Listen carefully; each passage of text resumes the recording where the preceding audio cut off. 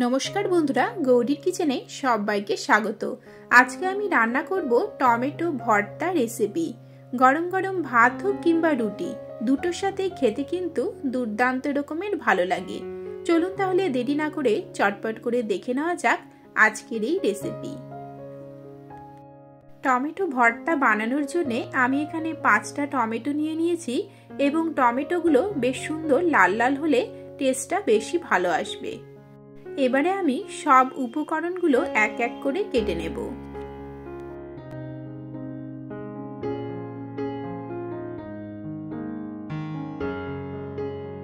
टमेटोटाके अवश्यई दु टुकरो करे केटे निते हबे, कारण जखन आपनारा सेদ্ধ करबेन तखन भालोभाबे सेদ্ধ हबे एबं फ्लेभारटाओ एर मध्य ढुके जाबे।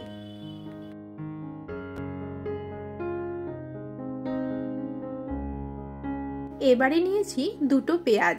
পেঁয়াজ দুটোকেও এই রকম করে ঝুরি ঝুরি করে কেটে নিতে হবে।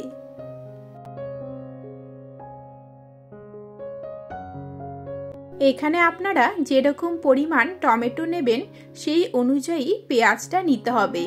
আপনারা যদি বেশি পরিমাণে টমেটো নিয়ে থাকেন তখন কিন্তু পেঁয়াজের পরিমাণটাও বাড়িয়ে দিতে হবে।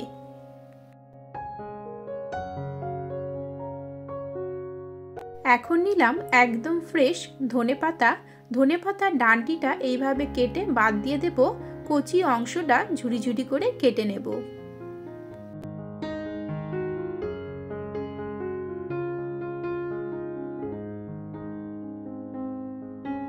ধনেপাতাটা যতটা সম্ভব একদম ফ্রেশ ধনেপাতা ব্যবহার করবেন, তাহলে কিন্তু টেস্টটা ভালো আসবে, কোনো রকম গন্ধ থাকবে না। এবং সম্ভব হলে একদম কচিটা নেওয়ার চেষ্টা করবেন, তাহলে ভর্তাটা যখন মাখবেন তখন কিন্তু একদম মিশে যাবে, খেতে ভালো লাগবে।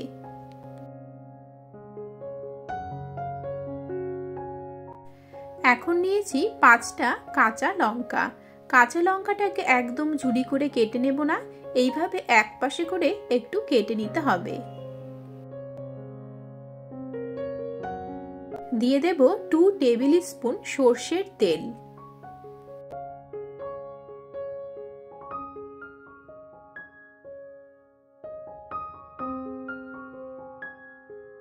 এখন নিয়েছি প্রায় 9 থেকে 10টা গোটা রসুনের কোয়া। এগুলোকে আমি 2 থেকে 3 মিনিটের জন্য হালকা লাল লাল করে ভেজে নেব।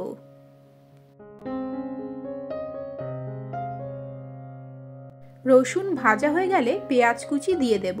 পেঁয়াজ কুচিটাও খুব সুন্দর করে নেড়েচেড়ে নিয়ে হালকা হালকা ব্রাউন কালার আসা অবধি ভেজে নিতে হবে। দিয়ে দিচ্ছি 5টা কাঁচা লঙ্কা। কাঁচা লঙ্কাটা একপাশে কেটে নিলে পরে যখন আপনারা ভাজবেন তখন কিন্তু ফুটে উঠবে না।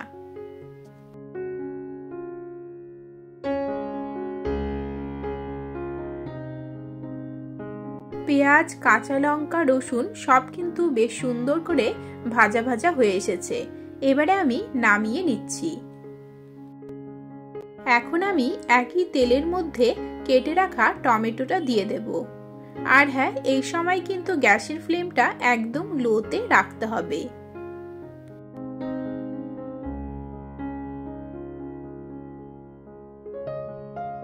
এখন ঢেকে রেখে 5 মিনিটের জন্য হতে দেব।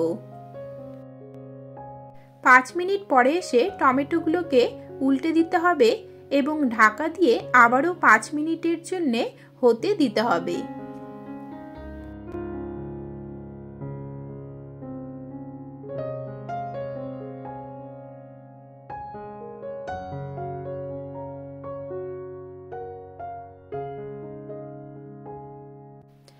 এখন আমরা টমেটোটাকে এইভাবে উল্টে দিয়ে একবার চেক করে নেব যে খোসাটা সহজেই ছাড়ানো যাচ্ছে কিনা।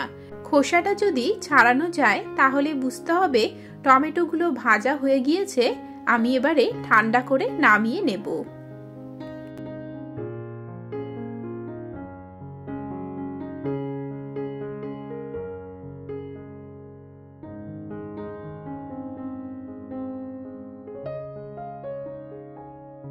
এখন আমি গ্যাসের ফ্লেমটা বন্ধ করেই গরম কড়াইয়ের মধ্যে ধনেপাতা কুচিটা দিয়ে দিলাম।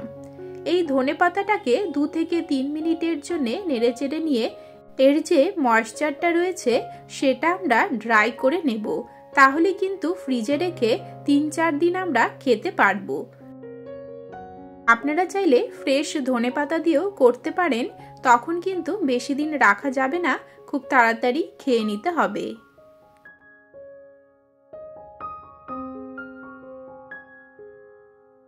এখন আমি টমেটোর প্রত্যেকটা পিস থেকেই যে খোসাটা রয়েছে সেটা ছাড়িয়ে দিচ্ছি।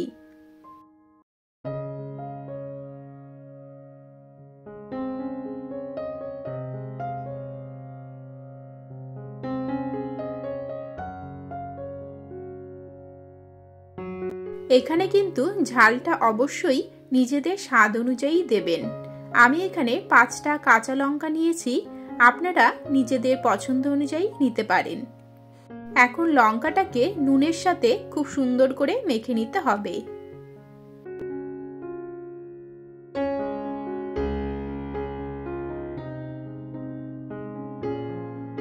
সবার শেষে দিতে হবে এই ভর্তার বিশেষ উপকরণ। বেশ সুন্দর করে টমেটোটাকে একদম নরম করে মেখে নিতে হবে।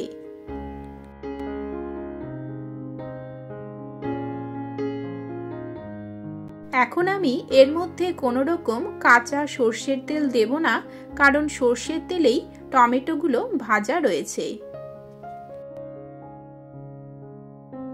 এখন এর মধ্যে দিয়ে দিলাম আমাদের সেই বিশেষ উপকরণ ধনেপাতা।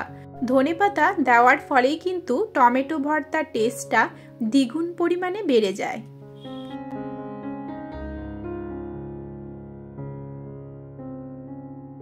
এখন দেখুন বেশ সুন্দর করে মেখে নেওয়া হয়ে গিয়েছে।